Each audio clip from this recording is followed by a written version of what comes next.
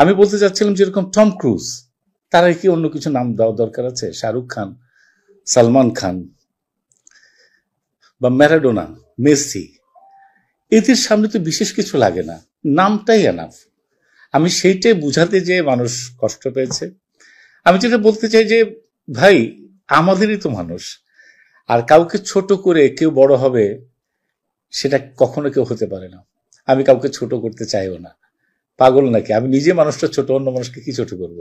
আমি একটা জিনিস বলতে চাই, তাদের ইমোশনটাকে আমি খুবই রেসপেক্ট করি। তারা যাকে ভালোবাসে তাদের জন্য যে উনি যারা ফ্যান ফলোয়ার তারা যে মন খারাপ করেছে, এটা এক ধরনের পজিটিভ। কিন্তু জিনিসটা বুঝলে পারে তারা আরো বড় হতো বা সাকিব আরো বড় হতো বলে আমি বিশ্বাস করি।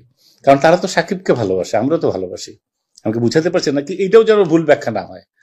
আমার কথা হলো যে আমাদের জিনিস আমাদের রাখতে হবে। আমাদের জিনিস নিজেরা এরকম করলে তো খারাপ ভাই, নিজেরা এগুলো ভালো না জিনিসগুলো। একটা জিনিস সবসময় মাথায় রাখতে হবে, কাউকে ছোট করে কেউ কখনো বড় হয়নি, পৃথিবীতে হয়নি।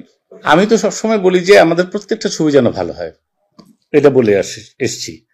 এবং এটাও বলতে চাই যে তার যে অবস্থানটা যে জায়গায় গেছে, আমি তাকে উত্তর আরো বড় দেখতে চাই। আমি কেন টম ক্রুজের সঙ্গে তুলনা করছি, আমি কেন সালমানের সঙ্গে তুলনা করছি, কেন শাহরুখের সঙ্গে তুলনা করছি? এইটা চিন্তাগুলি তো হয়ে যায়। আমি তো অন্য কারোর সঙ্গে তুলনা করছি না, কারণ আমি চাচ্ছি যে এই বলয়টা ভেঙে আরো অন্য যাবে। তখন কিন্তু গর্ব আমারও হবে যে আমার দেশে একটা ছেলে আমার। এটা এটা আমি সবসময় বিশ্বাস করি।